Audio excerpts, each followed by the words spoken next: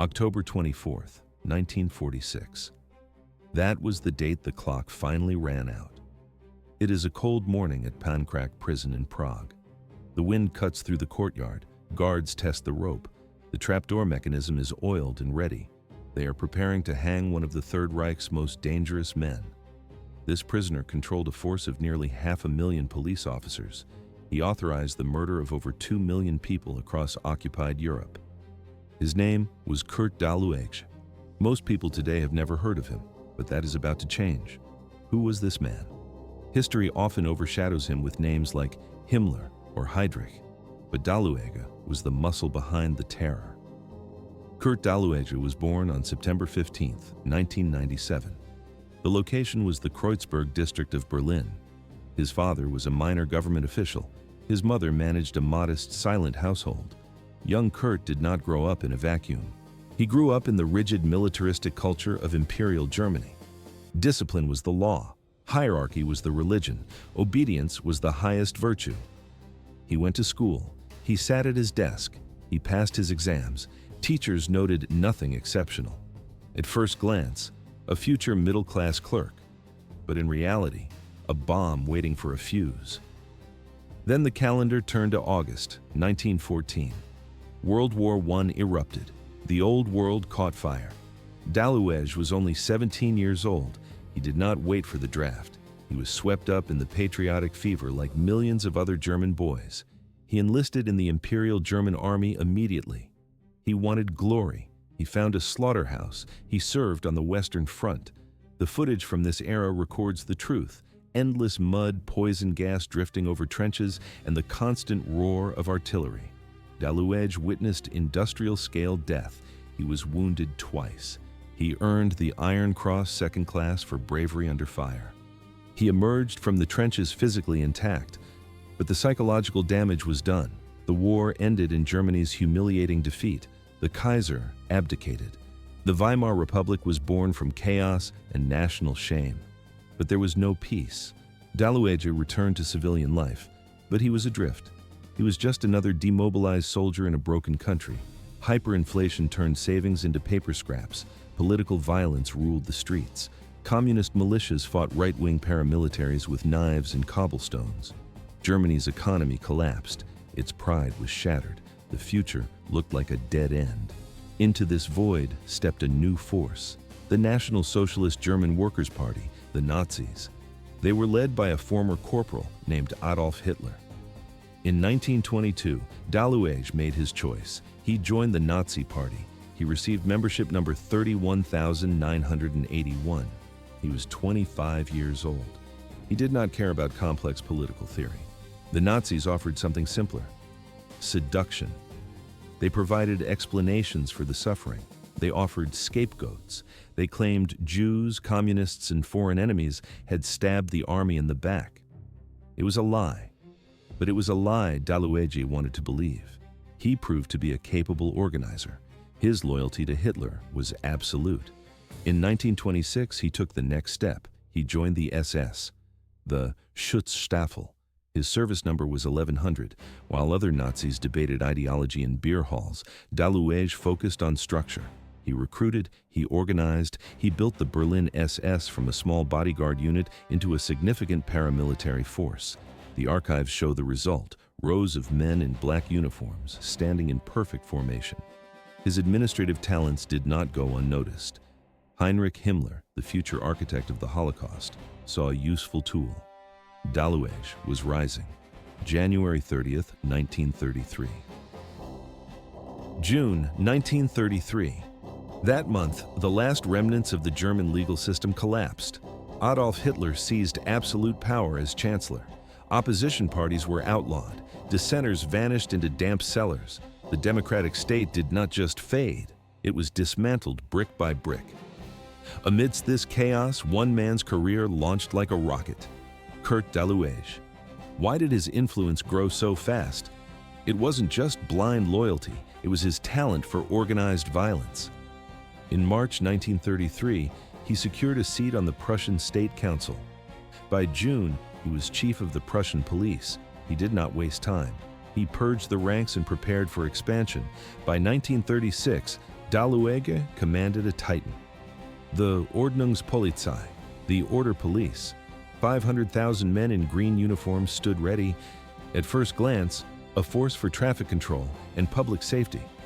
But in reality, a massive engine of racial extermination. These were not the black-clad fanatics of the SS with silver death's heads on their caps. These were regular policemen, traffic wardens, patrolmen, middle-aged fathers who returned home to their families every evening. But under Daluege's command structure, they transformed. Indoctrination replaced morality. Obedience replaced conscience. Most history books claim the Holocaust was the work of elite death squads alone. This is a lie. Regular police battalions participated enthusiastically in the slaughter across Eastern Europe. Police Battalion 101 serves as the grim proof. Historian Christopher Browning documented their path.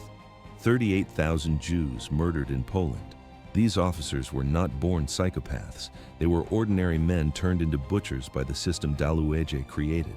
He established the administrative framework for the final solution. His officers did the heavy lifting. They stood guard at the ghetto gates. They drove the trucks for deportation roundups. They marched civilians into the forests and lined them up at the edge of ditches. The footage shows rows of men in police uniforms firing carelessly into the pits. When Heinrich Himmler needed manpower for the Einsatzgruppen, the mobile killing squads, he turned to Daluege. Daluege provided trained personnel for operations in the Soviet Union. The result was over 1 million dead Jews. Daluege did not look away. He sat in high-level conference rooms where genocide was discussed like a construction project. The archives show stacks of reports landing on his desk. He knew the numbers. He approved the methods. In internal memos, he praised officers who showed particular ruthlessness. He demanded efficiency, not mercy. By 1942, Daluege reached the ceiling of the Nazi world. He wore the collar tabs of an SS Oberstgruppenführer, a rank equal to a 4-star general. He held a seat in the Reichstag, the parliament that existed only to applaud Hitler's decrees. Himmler considered him a vital architect of terror. He seemed untouchable. Then came May 27, 1942.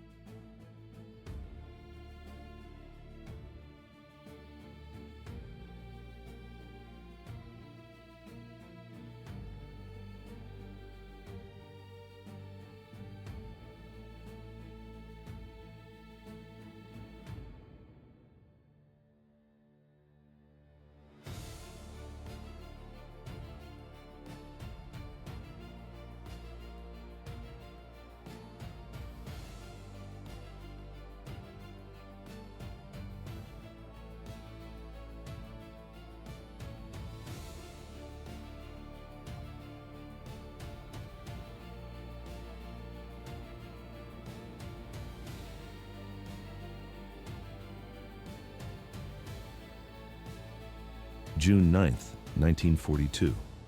That was the date Kurt Daluege signed his own death warrant. The objective was total annihilation. German security police tightened the noose around Lidice.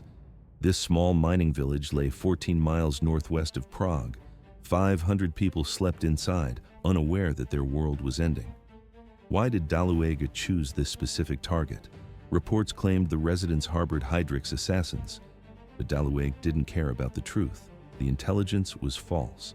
He didn't need facts. He needed a stage for terror. At dawn, the trap snapped shut. German units blocked every road. They secured every footpath. No one left the perimeter. Soldiers kicked down doors and dragged families out of bed. Within minutes, the entire population was herded into the village square.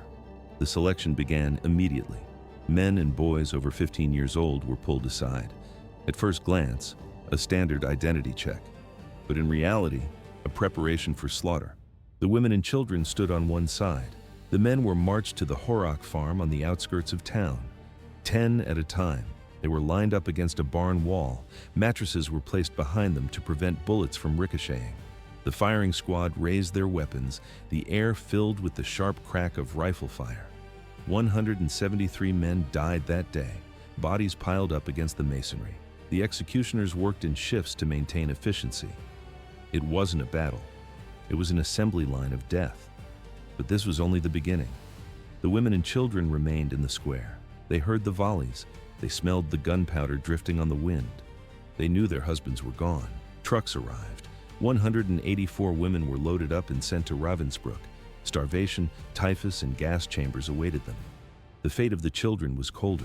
82 children were torn from their mothers. Racial experts inspected them like livestock. 17 were deemed Germanizable and given to SS families to be raised as Nazis. The rest were transported to Chelmno. Metal doors slammed shut on the gas vans. Exhaust fumes filled the cargo hold. They were murdered before the trucks even stopped.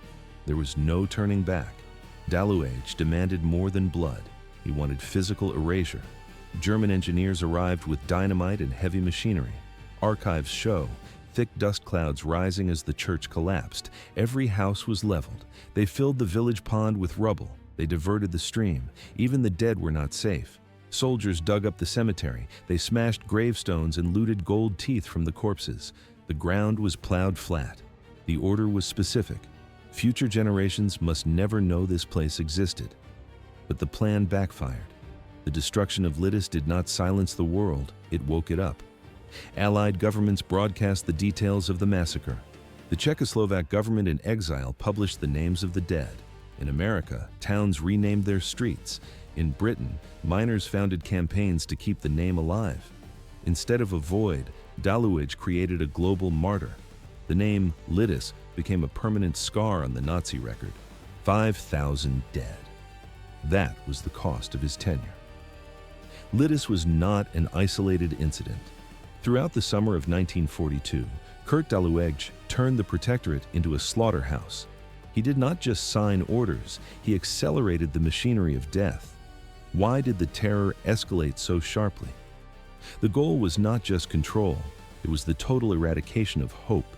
Every day brought new lists of names. Police units kicked down doors in the middle of the night. Men and women were dragged into trucks. The sound of engines and shouting became the soundtrack of Prague. The Czech underground was decimated. Resistance fighters were hunted down, interrogated in basements, and executed against brick walls. At first glance, a political crackdown. But in reality, a systematic purge designed to break a nation. 5,000 Czechs perished during his command. Daluege seemed untouchable, but biology intervened. August 1943. A massive heart attack struck him down. The stress of constant murder took its toll. His health collapsed. He spent months in recovery, but his strength never returned. The Reich sidelined him. He received ceremonial titles. He sat in offices with minimal responsibility. But the crimes remained. May 8, 1945. The radio announced the impossible. Germany surrendered unconditionally. The 1,000-year Reich crumbled in hours. Nazi leaders scattered like rats. Some crushed cyanide capsules between their teeth. Others donned civilian clothes and vanished into the chaos. Daluege did neither. He was too sick to run. He was too famous to hide. He remained in his villa, waiting for the inevitable. May 26, 1945. British forces arrived at his location. The scene was anticlimactic. There was no shootout, no final stand. Soldiers entered the room and found a broken man. He surrendered without a word. But the Allies knew exactly who they had captured. This was not a low-level bureaucrat. This was the commander of 500,000 police officers, a planner of the Holocaust, the butcher of Lidice. Intelligence officers opened his file. The evidence was overwhelming. The Czechoslovak government immediately sent a formal request. They wanted him back on the soil where he had spilled so much blood. The Allies approved the transfer. April 1946, the plane took off for Prague. April 1946, Kurt Daluege was handed over to Czech custody. He did not return to Prague as a conqueror in a limousine. He arrived in handcuffs, escorted by armed guards to Pankráck prison. The irony was sharp. This was the same city where he had unleashed absolute terror just 4 years prior. Now, the walls of Pankráck would hold him, and the people of Prague would judge him. The charges were heavy: war crimes, crimes against humanity, mass murder. The trial was scheduled for October 1946. Prosecutors had only 4 months to prepare. It seemed like a short timeline, but in reality, it was more than enough. They didn't need years. The evidence was not hidden. It was overwhelming. October 16, 1946, the Extraordinary People's Court convened. Presiding Judge Judith de Frantich Slama took her seat. She led a panel of professional judges and lay assessors. The atmosphere in the room was electric. The prosecution wasted no time. They presented a mountain of paper. German documents captured after the surrender lay on the tables. These were not vague reports. They were direct orders. Many bore Daluege's personal signature. He had authorized mass executions. He had signed off on deportations. He had ordered the total destruction of Lidice. The archives preserved the scene, the camera records. Stacks of files are placed before the tribunal. Each page is a death sentence, but paper was only half the story. Then came the witnesses. Survivor testimonies formed the emotional core of the prosecution. Czech civilians took the stand. They described watching German police execute their families. Then, the women of Lidice spoke. They detailed the day their village was wiped from the map. They didn't just speak of loss. They described the sound of machine gun fire cutting down their husbands. They described the physical sensation of soldiers ripping children from their arms. They spoke of the gas chambers. Survivors from Ravensbrück concentration camp described the freezing cold and the starvation that killed dozens of Lidice's women. Daluege sat through it all. He was 49 years old, but he looked decades older. His face was pale and drawn. His body was ravaged by a severe heart condition. He wore plain civilian clothes. The SS uniform was gone. The insignia of power were stripped away. At first glance, a harmless sick man, but in reality, a monster responsible for thousands of deaths. Unlike other Nazi defendants, Daluege did not scream defiance. He did not claim ignorance. He adopted a cold, bureaucratic strategy. He admitted the actions. Yes, he ordered reprisals. Yes, he signed the papers. Yes, Lidice was his work. But he denied criminal intent. Why did he think this defense would save him? He believed the uniform protected him, but the court saw only a murderer hiding behind a rank. He insisted he was a soldier. He claimed he followed legitimate commands from Hitler and Himmler. He called the massacres a military necessity after Heydrich's assassination. There was no remorse in his voice. He never apologized. He maintained he had simply done his duty as a German officer. The defense tried to use his health as a shield. They presented medical charts showing severe heart disease. They argued that execution was inappropriate for a dying man.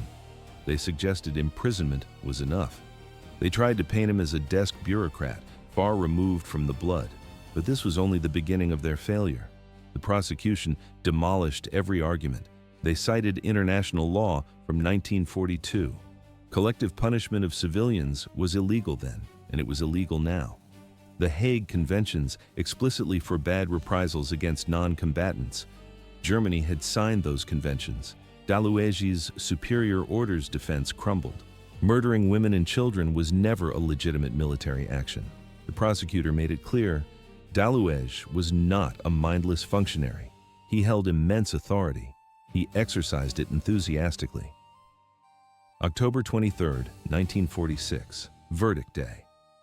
The courtroom was packed to capacity. The footage shows spectators leaning forward, total silence in the hall.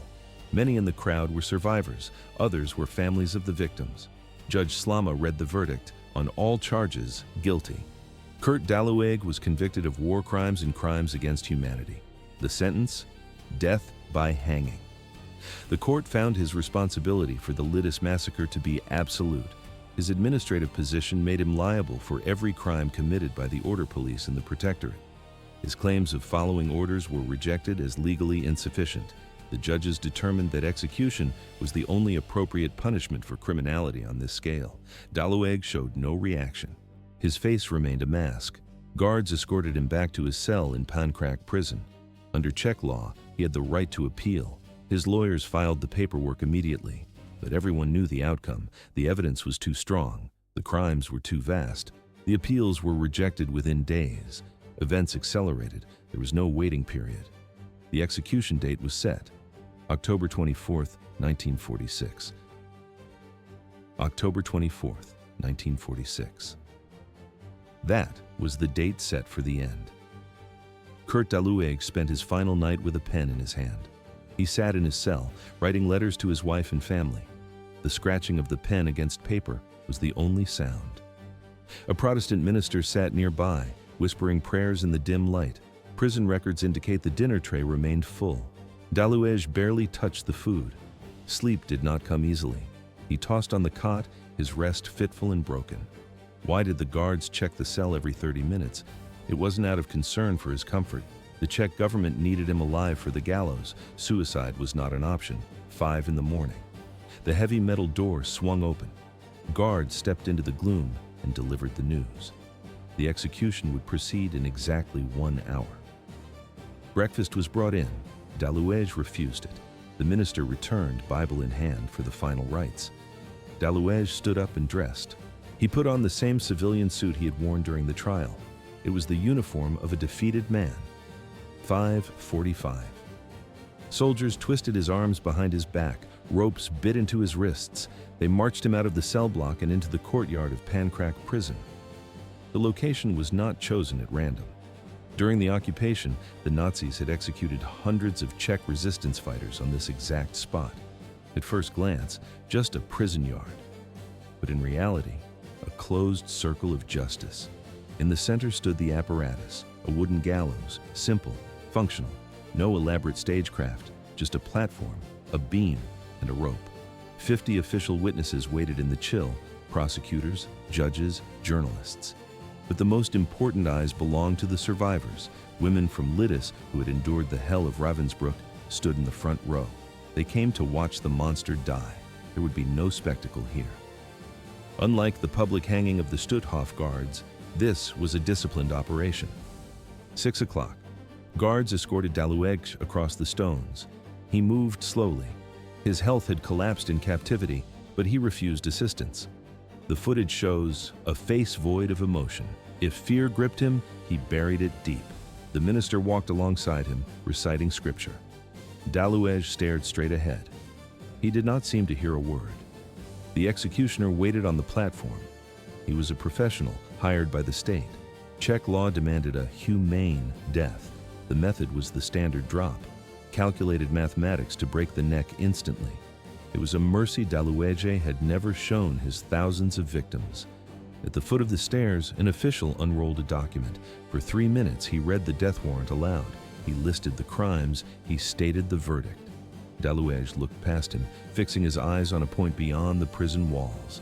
The reading ended. The official asked for a final statement. Daluege spoke 4 words in German. "I have nothing to say. No confession. No apology. Only silence." The climb was difficult. His heart condition left him weak. Guards gripped his elbows and hauled him up the wooden steps. He stood over the trap door. The executioner placed a white hood over his head. The world disappeared. The noose tightened. The knot was placed behind the left ear. Precise, final, 6:04. The executioner pulled the lever. The floor dropped away. The rope snapped taut with a sickening crack. Witnesses saw the body jerk, involuntary spasms. Then, Stillness. The prison physician waited. He checked his watch. He climbed a ladder and pressed a stethoscope to the chest. 6:17 in the morning, 13 minutes after the drop. Kurt Daluege was pronounced dead. The trapdoor fell open with a deafening crash. Kurt Daluege dropped into the void. The rope snapped taut, checking his fall. His body swung slightly, then hung still. Guards stood watch, stone-faced. A doctor stepped forward. He placed a stethoscope against the chest of the former protector of Bohemia. He listened for a heartbeat. There was none. He nodded to the witnesses. Official time of death was recorded, but the procedure was not over. The body remained hanging. 20 minutes passed. This was the required period to ensure absolute termination. Only then did the executioners lower him down. They placed the corpse on a canvas stretcher and carried it to the prison morgue. Here, the story diverges from the standard Nazi narrative. Most executed war criminals were incinerated. Their ashes were dumped into rivers or sewage lines. The Allies wanted no shrines. They wanted no pilgrimage sites for neo-Nazis. But Czech law was different. The authorities released the body to the family. Daluege returned to Berlin in a coffin. He was buried in a family plot, but you will not find his name there. The family made a deliberate choice. The grave remains unmarked, just grass and earth, total anonymity. The man was erased, but his crimes were carved into stone. The reverberations of the Lidice massacre did not stop with his death.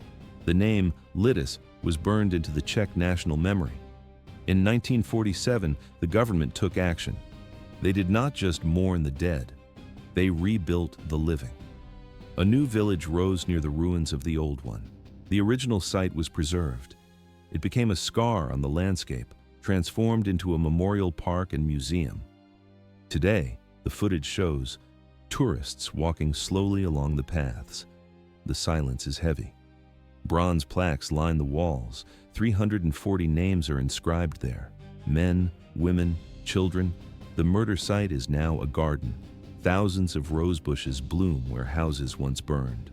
These plants were donations from 30 different countries. Schools bring students here by the busload. They come to see what happens when hatred goes unanswered. Daluege's execution was just one stroke in a larger picture. Post-war Czechoslovakia was a machine of retribution. The courts worked at a feverish pace. Between 1945 and 1948, over 700 Nazi criminals and collaborators stood trial. The judges were unforgiving. Approximately 475 defendants heard the death sentence. Not all walked to the gallows. Some appeals succeeded. Some sentences were commuted to life imprisonment. Others died of natural causes in their damp cells before the hangman arrived. But the intent was clear. The Czech people demanded payment for the occupation. But this purge raised a question that still haunts historians. How does an ordinary man become a mass murderer? Was Daluege born a monster? It would be comforting to think so. But the medical reports say otherwise. Psychiatric evaluations were conducted before the trial. The doctors looked for insanity. They found nothing. He was rational. He was mentally sound. He was lucid. Daluege was a product of his era. Militarism, nationalism, and Nazi doctrine shaped him like clay. He became a man capable of signing death warrants for children without a tremor in his hand. Historian Christopher Browning later exposed the mechanics of this transformation. He studied Order Police Battalion 101. These were the men under Daluege's ultimate command. The archives reveal a disturbing fact. These were not fanatical SS volunteers. They were not brainwashed teenagers. In the frame, faces of middle-aged men, dock workers, truck drivers, waiters. They were draftees. Most were working class. Yet, when they deployed to Poland, they changed. They marched civilians into the forests. They lined them up against the edges of pits, and they pulled the triggers. At first glance, ordinary fathers, but in reality, efficient executioners. Browning discovered that coercion was rare. Commanders gave them a choice. Step out if you cannot do this. No punishment was threatened, no court-martial, but few stepped out. Most stayed in the line. They killed not because they were forced, but because they conformed. They feared the judgment of their peers more than the judgment of history. Daluege created the environment where this was possible. He was the architect. His organizational genius built the structure for genocide. He turned mass murder into routine police work, reports, quotas, logistics. He never personally fired a shot in the ghettos. He never lit a torch in Lidice. But his responsibility was absolute. He designed the machine that consumed over 2 million lives. The public hanging in Prague was a final message. Justice is slow, but it has a long reach. Daluege died not as an SS Oberstgruppenführer. He died as a convicted criminal. His execution provided a grim closure for the survivors. It could not heal the wounds. It could not bring back the dead, but it balanced the scale. This event signaled a shift in global justice. The execution proved that rank offers no shield. The post-war trials established a new reality. The Nuremberg principles were being written in real time. The defense of superior orders was dismantled. The court rejected the excuse of obedience. Responsibility is individual. Thus ended the era of impunity. October 23, 1946. That was the day the rope finally tightened around Kurt Daluege's neck. The court in Prague did not hesitate. The defense of superior orders was rejected. The judge made it clear, obeying a command to commit mass murder is not a shield. It is a confession. The trial established a hard precedent for national courts.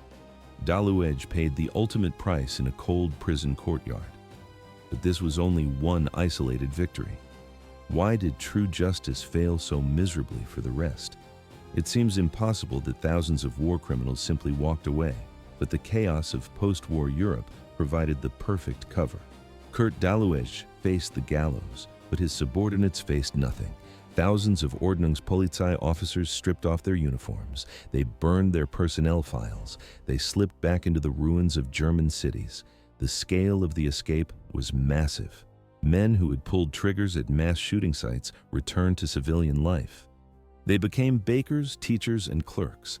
Some even put on new badges and resumed police careers in West Germany.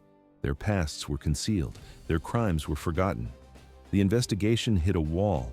Bureaucracy was in ashes. Records were destroyed or hidden in deep archives. Witnesses were either dead or scattered across refugee camps. There was no one left to point a finger. At first glance, a global hunt for Nazis, but in reality, a cynical geopolitical game. The Cold War shifted the priorities overnight. The West needed Germany as a bulwark against Soviet communism. Washington and London chose stability over justice. They allowed the country to rebuild without fully dissecting its rot. Denazification programs became inconsistent. Then they became superficial. By the 1950s, the process stopped entirely. Former Nazis were rehabilitated. They returned to positions of power. They signed government papers. They collected state pensions. But the past refused to stay buried. This incomplete justice created a nightmare scenario. Holocaust survivors lived on the same streets as their tormentors. A victim could see a murderer buying groceries. German society stayed silent. It delayed the collective reckoning. It took 20 years. Only in the 1960s did a new generation start asking uncomfortable questions. The Frankfurt Auschwitz trials of 1963 finally dragged lower-ranking perpetrators into the light. The process was slow. It was late, but it began. Daluege's execution also sparked a fierce debate about the death penalty itself. Does state-sanctioned killing serve justice, or does it simply spin the wheel of violence? The arguments remain sharp today. Supporters say, crimes of this magnitude demand the ultimate punishment. It provides closure. It acts as a deterrent. Opponents argue execution turns criminals into martyrs. It denies historians the chance to study the perpetrator. It reduces justice to revenge. Modern international courts have chosen a side. The footage shows glass walls, interpreters, and clean suits in The Hague. The International Criminal Tribunal for Yugoslavia and the Permanent International Criminal Court prohibit the death sentence. The maximum penalty is life imprisonment. This represents a major philosophical shift in how humanity handles its worst monsters. But in 1946, philosophy did not matter to the Czechs. Historical consensus confirms this. The Czech public viewed Daluege's hanging as the only appropriate response. He had orchestrated the destruction of Lidice. He had terrorized a nation. His death was not seen as revenge, it was seen as balance. It demonstrated that those who occupied Czech lands would not leave alive. The camera records, survivors standing in the courtyard watching the execution. Their reactions were heavy. Some felt grim satisfaction, others felt a hollow emptiness. One survivor from Lidice later broke the silence. She admitted the hard truth. Watching him hang did not rebuild her village. It did not bring back her murdered husband or her children, but it signaled something vital to the world. There was a price for evil, and Daluege paid it. 340 innocent lives. That was the cost of a single order. But the execution of the man who signed that paper proved one thing: impunity had an expiration date. The world learned a hard lesson from the life and death of Kurt Daluege. It was not a lesson about monsters with claws and fangs. It was a lesson about the banality of evil. Years later, the philosopher Hannah Arendt would describe this exact phenomenon. Daluege did not look like a savage. He looked like a civilized man. He wore a tailored uniform. He sat at a mahogany desk. He organized files. But these files contained death sentences for thousands. Why do ordinary men become architects of genocide? It seems impossible that a rational person could organize mass murder, but the answer is terrifyingly simple: adaptation. Daluege was an ordinary man who made a choice. He chose to turn the machinery of the state into a weapon. This is crucial for understanding history, because the horror did not end in 1945. It got worse. Cambodia, Rwanda, Bosnia, Darfur. The names change, but the method remains identical. Modern history shows that the capacity for organized slaughter survived the fall of the Third Reich. In every single case, neighbors turned on neighbors. Ideology replaced morality. Propaganda drowned out conscience. The footage shows ordinary citizens holding rifles, waiting for orders. It requires structure. Mass murder is not chaotic. It is bureaucratic.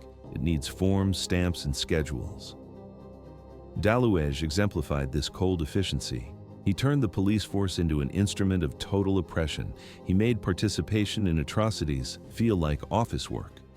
When murder becomes a routine job, individual guilt disappears. Knowing the crimes of Kurt Daluege reveals the warning signs, dehumanizing language, the concentration of absolute power, the transformation of police into soldiers of the regime. These are the markers. Recognizing them early allows for intervention before the killing starts. The Lidice Memorial stands today as a barrier against forgetting. Over 150,000 people walk through its gates every year. Many are students. They do not just learn the dates, they learn the mechanics of hatred. The program emphasizes the process, how a civilized society slides into totalitarianism. In the frame, bronze statues of children stand silent on the green grass. This memorial is permanent testimony. A village erased from the face of the earth. 340 souls vanish. Kurt Daluege himself has largely faded from the collective memory. Outside the Czech Republic and circles of historians, his name is unknown. He is not Hitler, he is not Himmler, he is not Eichmann. But his footprint on the Holocaust was massive. He commanded the Ordnungspolizei. This was not a local precinct. It was the largest police force in Nazi Europe. At first glance, he was just an administrator. But in reality, he was the engine of the terror. His administrative work enabled the gears of genocide to turn across the entire continent. His order to destroy Lidice became the shorthand for Nazi barbarism. His obscurity exposes a flaw in how we remember history. We focus on the dictators. We forget the enforcers. But a dictator cannot kill millions alone. It requires hundreds of Dalueges. It requires thousands of officers. It requires millions of silent collaborators. Understanding genocide means examining the system, not just the leader. The hanging of Kurt Daluege in Prague ended one biological life, but it could not undo the past. Lidice remained a ruin. The original location is now a park where wild grass grows over mass graves. The dead remain dead. The trauma of the survivors passed down through generations like a genetic defect. Legal justice was served, but restoration was impossible. October 24, 1946. The sun had not yet risen. Prague prison, Prague. The courtyard was cold.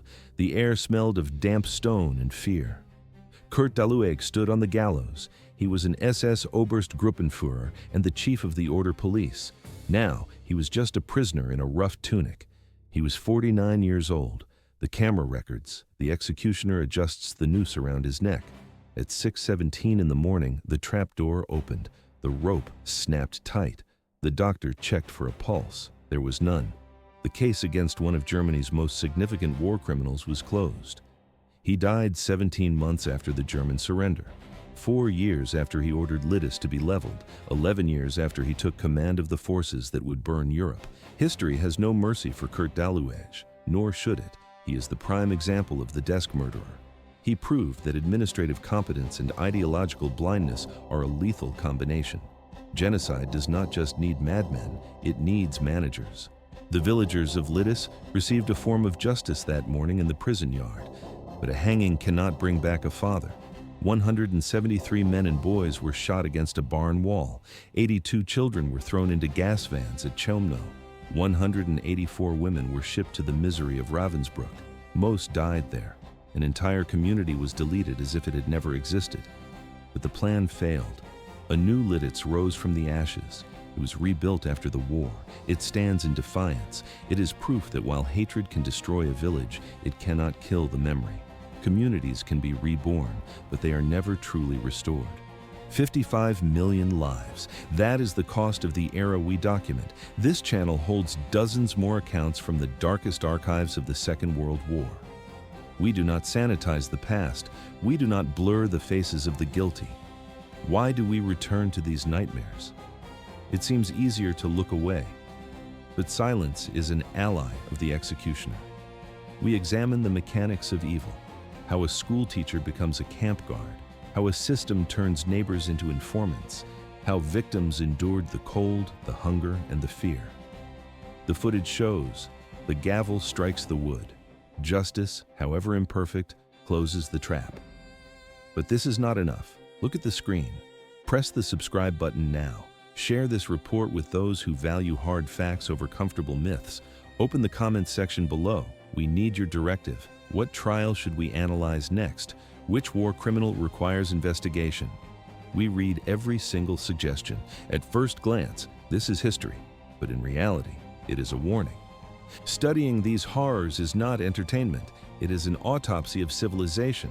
We track how societies descend into barbarism, how ordinary men commit extraordinary crimes, and what actions we must take to stop the cycle. The hangman's rope is empty, the executed are gone, but the responsibility to remember remains.